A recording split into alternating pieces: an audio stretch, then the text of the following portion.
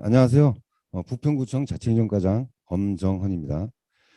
저는 2018년부터 2년 6개월간 부평 5동에서 동장으로 근무를 했었습니다. 저는 오늘 행정기관의 시선으로 바라본 주민자치와 거버넌스라는 주제를 가지고 이야기를 한번 해볼까 합니다. 주민자치. 그동안 많은 이야기를 듣고 또 경험도 많이 하셨겠지만 현 시대에서 아무리 강조해도 지나치지 않는 주민자치의 핵심. 그것은 무엇보다도 주민이 의견이 반영돼야 하고 또 민과 간이 협력해야 하는 사업이라고 생각합니다. 오늘 제가 이야기하고자 하는 주제는 주민자치가 왜 필요하고 또 지역의 리더, 행정은 어떤 역할을 해야 되는지, 그리고 역사 속에서 우리 주민자치는 어떻게 존재했는지, 그리고 우리 국내 사례, 그 우수 사례 이런 순으로 이야기를 해보고자 합니다. 풀뿌리 민주주의라는 말을 많이 들어보셨을 거예요. 근데 풀뿌리 민주주의는 국민 개개인이 함께 민주적 역량을 키워가면서 또 문제를 해결하는 그런 것이라고 생각됩니다. 또한 진정한 민주주의는 동네에서부터 시작된다. 뭐 이런 말도 있습니다. 이런 말 또한 우리 풀뿌리 민주주의와 맥을 같이 한다고 생각합니다. 주민자치는 주민들이 동네 문제를 직접 결정하고 집행하는 것입니다. 그래서 제가 생각하는 주민자치는 주민에서 주인이 돼가는 과정이라고 생각합니다. 그동안 우리는 상명하복식의 일방적인 정책으로 주민들이 의견보다는 지시 형식의 획일적인 정책으로 마을의 변화를 주도한 것이 사실입니다.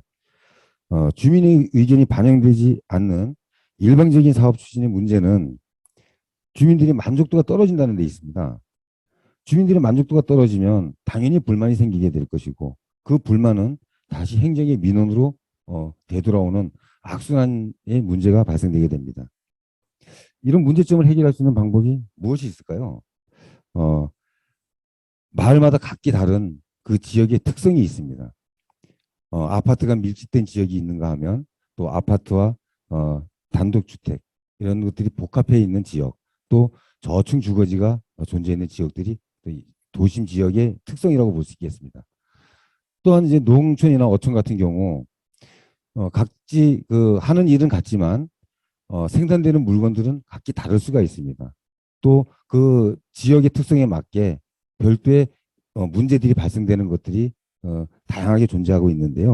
이런 다양한 문제들, 이런 문제들은 그 지역 특성을 가장 잘 알고 있는 그런 사람들이 바로 마을의 주민이라고 생각합니다.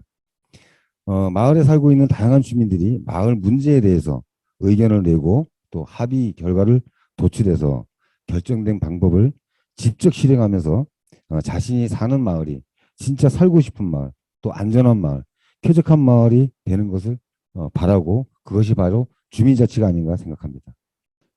그럼 지역의 리더는 자신의 마을에 살고 싶은 마을로 만들기 위해서 무엇을 해야 될까요? 먼저 마을을 알아야 합니다. 우리 마을에는 어떤 것이 좋은지 또 어떤 것이 고쳐야 되는 것인지 이런 마을의 장점은 부각시키고 또 마을의 약점은 보완해 가면서 행정하고의 파트너십을 구축하는 것이 가장 중요하다고 생각이 됩니다. 이 도출된 문제에 대해서 주민들이 다양한 의견들을 들어야 하는데 뭐 전체는 아니지만 뭐 일부에서는 말하기 의견을 내기 어려운 그런 분위기가 조성되는 그런 사례도 있었습니다. 서로 소통하는 자리다 보니까 어떤 의견을 제시하든 간에 그 의견을 끝까지 경청하고 또 그 어떤 의견을 내신 분들에 대해서 뭐 면박을 주거나 또 비난하거나 이런 사례가 없어야 자연스럽게 대화의 장이 열리고 또 참여할 수 있는 소통의 장이 열릴 거라고 생각이 듭니다. 제시된 의견이 서로 소통하면서 또 의견을 좁혀가고 의견을 낸 분들이 본인의 의견이 반영이 안 되더라도 이해할 수 있도록 지속적인 얘기 또 그 왜 안 들어가는지 이해할 수 있어야 된다고 생각합니다. 간혹 신규로 위촉되신 위원님들이 들어온 지 얼마 안 됐는데 뭐 그런 얘기를 하느냐 또 그건 말도 안 되는 의견이다 이러면서 본인이 어떤 역할을 하고 싶어도 이야기할 수 있는 그런 분위기가 조성되지 않고 그러다 보니까 본인 스스로 주민자치회에 이 조직에 흡수할 수 있나? 뭐 이런 생각을 하면서 결국은 사퇴하는 사례가 발생되는 사례도 있었습니다. 다수 주민의 의견이 중요한 이유가 있습니다. 저희들이 그 사례로 실제 이제 저희들이 사업을 제안하고 그 사업을 시행하면서 저희들은 울퉁불퉁한 보도블록을 그냥 교체하면 되겠다 해서 의견을 제시했고 그 의견을 현장 확인을 하는 과정에서 우연치 않게 보행기를 가지고 이렇게 지나가는 어르신이 계셨어요. 근데 그 어르신하고 대화를 해본 결과 길은 울퉁불퉁하면 이제 피해가면 된다. 이렇게 말씀을 하시는데 그럼 진짜 어려운 게 뭡니까 하고 여쭤봤더니 경계석이 높아서 이 보행기가 올라가는 게 너무 힘들다. 이런 우리가 생각하지도 못했던 그런 의견을 주셨습니다. 그래서 결국 저희들은 사업을 변경하면서 경계석을 낮추고 또 보행 약자들이 자연스럽게 좀 통행할 수 있는 그런 사업을 추진한 적이 있었는데요. 제가 지금 하고자 하는 얘기는 현장에서 주민들의 다양한 의견을 들어야 지금 우리가 생각했던 것보다는 더 좋은 또 더 다양한 아이디어가 나온다. 이런 말씀을 좀 드리고 싶습니다. 저희들이 어떤 사업을 하면서 어떤 리더가 단독적으로 사업을 진행하고 또 다른 사람들이 얘기를 듣지 않으면서 추진한 사례가 굉장히 많거든요. 그렇게 합의가 되지 않은 그런 사업은 아예 안 하는 것만 못하다 이런 생각이 듭니다. 왜냐하면 그렇게 사업을 했을 때 또 다른 문제점이 발생될 수 있거든요.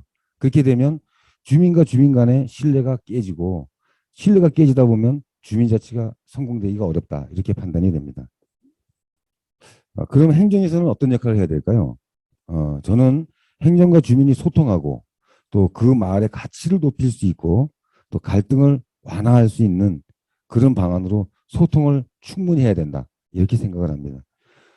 주민과 또 행정이 협업을 했음에도 사업 추진한 과정에서 또 생각지 않은 문제점으로 인해서 그 사업이 실패한 사례가 있었는데요. 그 사례는 모 지역의 민과 관이 협력을 해서 또 소통을 하면서 초기 자본은 주민들이 십시일반 모아서 초기 그 자본을 만들었고 주민센터에서는 주민센터 4층을 할애해서 거기에서 사업을 할 수 있는 기틀을 마련하게 됐는데요. 지역에서 국산 콩을 갖고 와서 그 콩을 직접 두부로 만들어서 관내에 있는 기업의 가게에다가 납품을 하면서 뭐 한 2, 300만 원 정도까지도 수익을 올리는 그런 아주 우수 사례로 해서 뭐 박람회에서도 좀 수상도 했고 이런 사례가 있었는데요. 뜻하지 않게 문제가 발생했습니다. 그 문제가 뭐냐면 식품을 제조하거나 이렇게 만들게 되면 관할 그 부서에다가 허가를 받아야 되는데 그 허가받는 부분을 빠뜨린 거예요. 그러다 보니까 관에서는 이거는 지금 불법 시설물이기 때문에 영업을 중단해야 된다. 또 그런 문제를 있다 보니까 당장에 뭐 납품도 못하게 되고 또 우리는 좋은 일 하는데 이 정도는 봐줄 수 있잖아요. 뭐 이런 얘기도 하면서 또 행정에서는 이거는 다른 기업들하고의 형평 때문에 어느 지역 하나 봐드릴 수 없다. 이런 식으로 해서 서로 대립되면서 민과 관의 이 신뢰가 깨지게 됐습니다. 그 깨지게 되면서 결국은 이 사업이 우수 사례로 선정됐던 사업이었지만 결과적에는 쇠퇴하게 되는 그런 결과를 가져오게 됐습니다. 그래서 행정에서는 또 마을에서 하고자 하는 사업들이 과연 이게 규정에 좀 어긋나지 않는지 또 그 규정을 제대로 적용하지 않은 부분이 있는지 그리고 이 사업들이 또 관에서 시행하는 사업인지 또 아니면은 뭐 시행을 준비하고 있는 사업이든지 이런 것들을 면밀하게 검토를 통해서 주민과 소통하면서 좀 그런 신뢰가 깨지지 않는 그 준비 작업이 충분히 있어야 된다고 생각이 됩니다. 두 번째, 마을에 보면 지역 자원들이 참 다양하게 많이 있습니다. 보면 뭐 초등학교도 있고 중학교, 고등학교 또 어떤 데는 뭐 대학교가 있는 데도 있고요. 또 기업도 다양한 기업들이 엄청나게 많이 있습니다. 그리고 마을 활동가도 있을 수 있고 또 뭐 단체도 있을 수 있고 이런 지역 자원과의 그 연계에 있어서 주민들이 직접 연계하기는 굉장히 어려움이 있어요. 그래서 행정에서 그 중간에 연결고리 역할을 좀 해줘야 되지 않느냐. 그래서 어, 마을에서 제한된 사업을 또 주민하고 같이 할 수 있는지, 또 그 기업은 또 주민들이 하는 사업에 어떻게 참여할 수 있는지 이런 것들이 서로 협력되면서 사업을 만들어 간다면 더 성공적이고 앞으로 지속 가능한 그런 사업이 될 거라고 생각이 됩니다. 그리고 세 번째로 제도로 인해서 참여가 제한되면 안 된다고 생각합니다. 어, 현장의 목소리를 듣고 제도 정비가 필요한 부분이 있다면 과감하게 좀 정비를 해야 되지 않나 이런 생각이 들고요. 전에 저희가 사업을 하면서 학교 통행로를 이제 그 포장하는 사업이 있었는데요. 그 사업을 어, 제일 많은 의견을 들어야 되는 그 사람이 주민도 있겠지만 그 길을 통학하는 학생들의 의견을 가장 많이 들어야 되는데 이 학생들은 실질적으로 주민자치위원으로서 위원으로 되지도 못하고 또 그러다 보니까 의견 내는데도 제한이 좀 있었습니다. 그래서 저희 부평구에서는 만 19세 이상의 위원 자격을 이제 연령 제한을 폐지해서 누구라도 들어와서 의견을 제시할 수 있도록 좀 연령 제한을 폐지하면서 확대를 시켰습니다.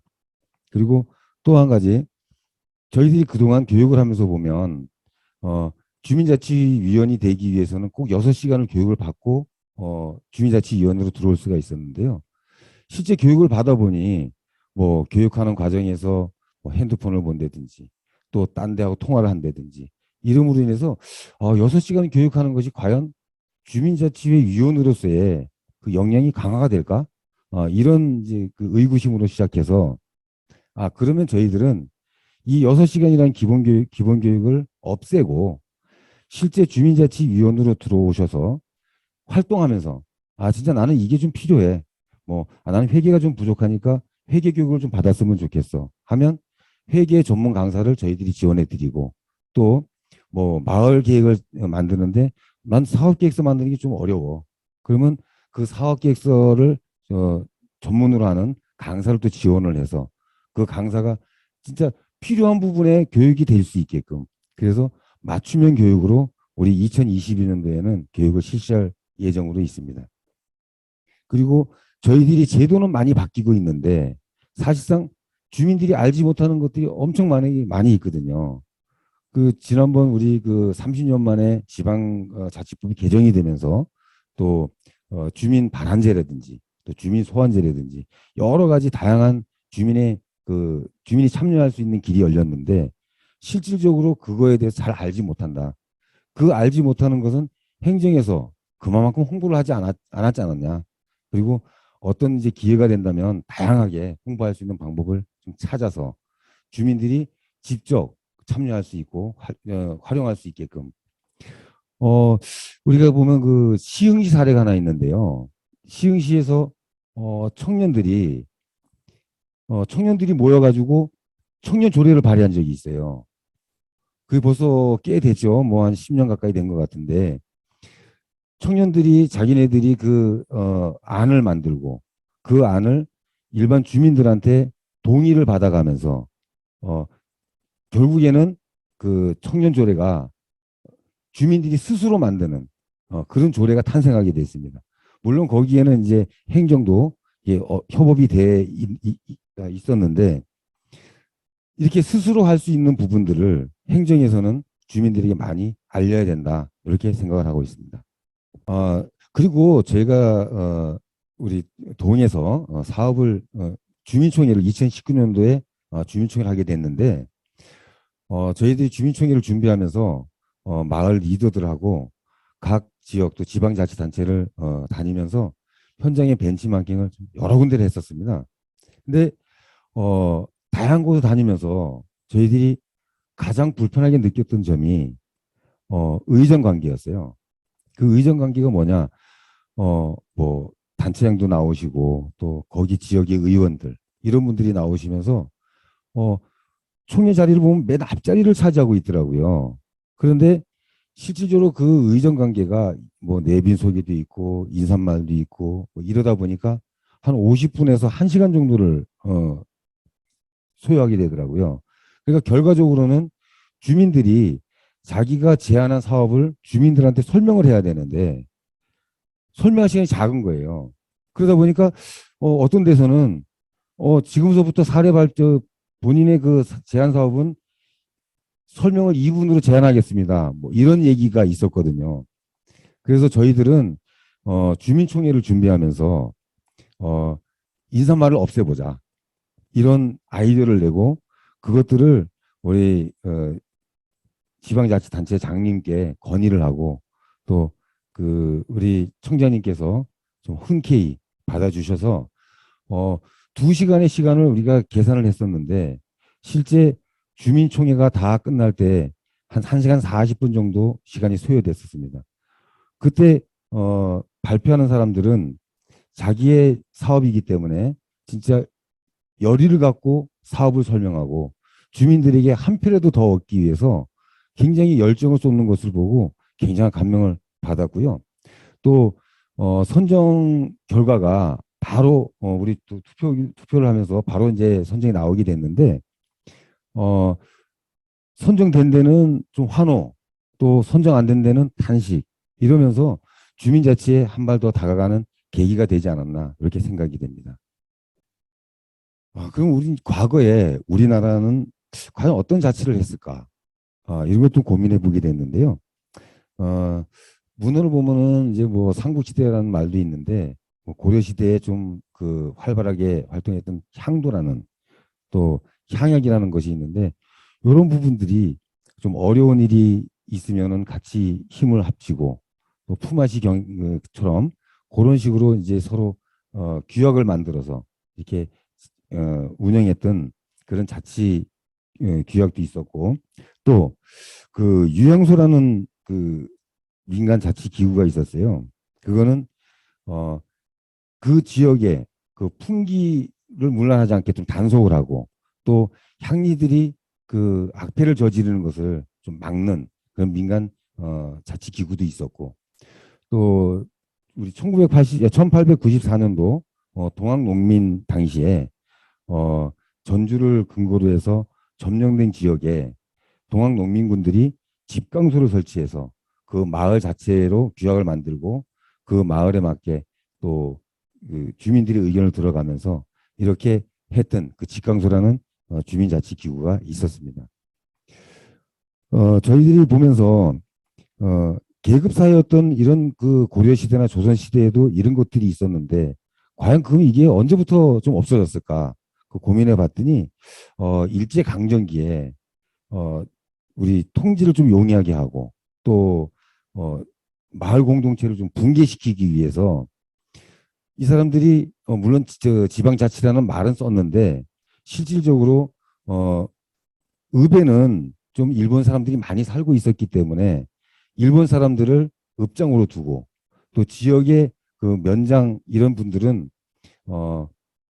한국 사람 조선인들로 썼는데 그 분들도 실질적으로 세금을 내는 사람들 그러니까 일본의 좀 우호적인 분들 이런 분들을 하다 보니까 우리 그 저기 정신을 좀 말살시키고 문화를 말살시키고 또 마을 공동체를 붕괴시키는 데 있어서 그 기간이 한 45년 되다 보니까 좀 많이 없어지지 않았나 이렇게 생각이 되고요. 1945년도에 광복이 되면서 또 1948년도에 대한민국 정부가 수립되면서 1949년도에 지방자치법이 이승만 정권에서 제정이 되게 됩니다. 제정이 되면서 전쟁 중이었던 1952년도에 최초로 우리 그 선거가 있었어요. 근데 그때는 서울 또 한강 이북 지역에는 이북 지역하고 또 치안이 좀 불안한데 이런 데는 실시하지를 못했고 그 이외 지역에서 지방자치단체 선거가 있었습니다. 그리고 1960년대 민주당 정권 당시에 최초로 진짜 소구식, 진짜 완벽 뭐 완전체라 그래야 되나요? 그런 주민 지방자치제가 시행이 됐고 선거도 그때 치러와서 동장까지 선거 선출을 했는데 어, 5.16 쿠데타로 인해서 이제 군사 정권이 그 정권을 잡으면서 군인들 같은 경우는 명령에 복종해야 되고 어떤 걸 지시하게 되면 바로 그걸 이행해야 되고 그게 설사 불합리하더라도 받아들여야 되는 그런 상황에서 실제 주민들의 의견을 듣는다는 것은 아마 많이 불편했을 거예요. 그러다 보니까 실질적으로 지방자치가 좀 자연스럽게 없어지는 그런 계기가 됐었고 80년대 들어서면서 민주화 운동이 이제 활발하게 벌어지잖아요. 민주화 운동을 하면서 87년도에 대통령 직선제를 이끌어냈고 또 1991년도에 지방의회 의원들을 주민이 직접 선출하는 또 1995년도에는 지방자치단체의 장을 우리 주민들이 직접 뽑는 그런 지방자치제가 제1회 전국 지방 동시 지방자치 선거가 실시가 되게 됩니다. 그럼 이제 저희들이 그 국내의 그 우수 사례들 이런 것들을 한번 보는 기회를 갖도록 하겠습니다. 먼저 덴마크의 그 삼세섬이라고 있는데요. 이 삼세섬이 예전에는 가난 그리고 또 거센 바람 또 노인들만 계시는 이런 낙후된 지역이었는데 그 국가에서 하는 그 에너지 정책에 참여하게 되면서 불과 10년도 안 된 기간에 에너지 자립도 100%를 달성하게 된 그런 아주 우수한 사례가 되겠습니다. 그리고 이 사업을 하기 위해서 교수 한 분이 계셨는데요. 그 교수가 사람 한 사람을 찾아다니면서 설득시키고 그리고 주식회사를 만들어서 거기에 주민들이 참여하게 되고 이러면서 생활 수준도 높아가고 또 젊은 사람들도 유입되고 이런 아주 선순환적인 사례가 지금 덴마크의 3세선 사례가 되겠습니다. 그리고 두 번째, 덴마크의 수도죠. 코펜하겐. 거기에 21층짜리 그 열병합 발전소가 이제 건립이 됐는데요. 지역 주민들이 봤을 때 그 열병합 발전소로 인해서 굉장히 불편을 좀 많이 겪고 또 뭐 21층이라는 거대한 건물이 서 있다 보니까 좀 여러 가지 문제점이 있었는데 이것들을 주민하고 또 열병합 발전소 또 행정 같이 협의를 하면서 그러면 그 옥상 부분을 어떻게 변화를 한번 시켜보자.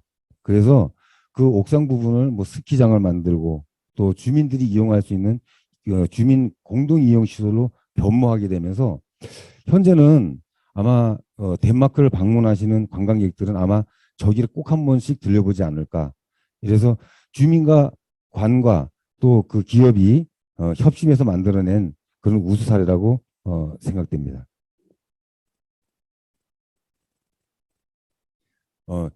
다음은 스페인의 마리날레다 사례인데요. 이 사례는 주민들이 월 3회 동안 3번씩 모여가지고 마을 회의를 지속적으로 이제 개최를 하는 그런 동네인데요.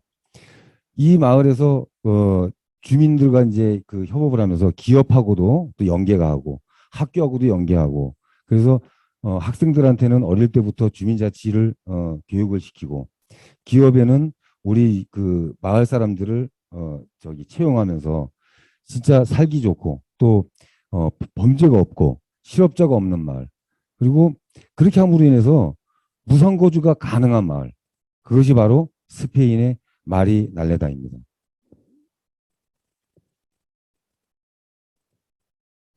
다음은 국내 사례를 좀 소개해드리겠습니다.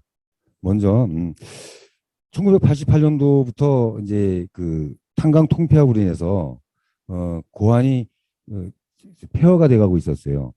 그 전에는 정말 저기가 광산이 이렇게 광산이 너무 많다 보니까 사실상 고안 사북 지역에 한 10만 이상 작은 동네인데도 불구하고 10만 이상이 거주할 정도로 굉장히 번성했던 데인데 탄광이 통폐합되면서 이제 사람들이 다 이주하게 되고 그러다 보니까 폐허로 변해가고 있었는데 주민들이 또 행정하고 연계를 하면서 저기에 마을 호텔 고안 18번가를 만들게 됐습니다.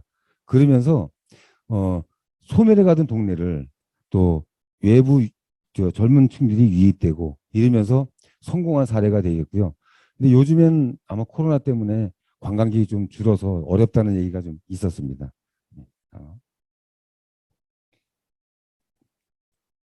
당진시 신평면 사례입니다. 여기는 처음에 우리가 보통 아이들 돌볼 때 보면 제가 갑자기 일이 있어. 그러면 뭐 그 부모님한테 애 좀 봐주세요. 애 좀 데려가 주세요. 이렇게 하잖아요. 또 부모님도 안 계시면 옆집에 사는 사람들한테 또 부탁도 하고 어, 내가 나중에 봐줄 테니까 우리 애 한번 봐줘. 이렇게 얘기도 하는데 실제 여기에서는 그렇게 시작을 해서 어, 우리 이제 어디야 도서관엔 도서관이라든지 또 아파트의 그 유휴 공간을 아이들 돌봄 공간으로 이제 만들게 되고 또 아이들만 돌보다 보니까 아이들의 교육이 좀 부족한 부분이 있었어요. 그러다 보니까 강사를 그 전문적인 그 교육을 하는 사람들을 좀 초빙을 해서 방과 후 교육까지 이렇게 시키게 되면서 정말 육아에 대한 새로운 모델을 만들어낸 그런 사례가 되겠습니다. 다음은 광주시 북구 응봉동 사례인데요.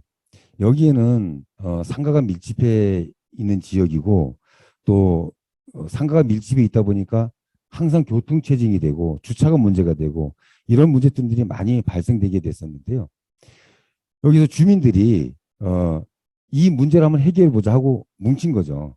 그러다 보니까 어차피 주차 문제에 대해서는 또 관하고 협의가 돼야 되고 이런 또 경찰도 관계가 되고 그래서 협의체를 만들어서 운영을 하면서 그러면 어떤 방법이 좀 좋을까? 그래서 아, 어, 짝순 날은 뭐 오른쪽에다가 주차를 하고 그다음에 홀수 날은 왼쪽에다 주차를 하고 이런 식으로 이제 주차를 번갈아 가면서 하면서 자연스럽게 교통체증도 해소하게 되고 또 그럼으로 해서 사람들이 많이 오다 보니까 주변 지역 상권도 활성화가 되는 그런 우수 사례가 되겠습니다. 네, 오늘 이야기를 하면서 핵심 내용을 좀 정리해 보고자 합니다. 어, 지역의 리더, 그분들은 다양한 경험을 좀 해야 될 필요가 있고요.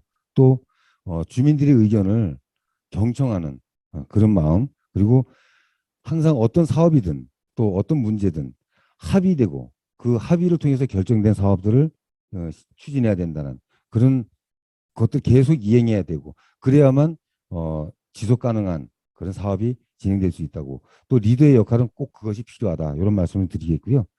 행정은 주민들하고 또 아까 말씀드린 그 지역 자원 뭐 학교도 있을 것이고 기업도 있을 것이고 단체도 있을 것이고 이런 그 지역 자원과의 연계 요 부분이 아마 주민하고 직접 하기는 어려우니 행정에서 나서서 연결을 좀 해주셔야 되고 사업을 하는 데 있어서 아까 사례도 말씀드린 것처럼 면밀히 검토하지 않아서 성공 사례가 실패 사례가 되는 이런 문제가 없도록 사업을 그 제한된 사업을 좀 확인할 때 면밀한 검토 또 규정에 대해서 잘못 빠진 것은 없는지 또 더 들어가야 되는 건 없는 건지 이런 것들을 주민하고 소통하면서 만들어가는 그런 체계를 좀 만들어 줘야 할 것이라고 생각됩니다.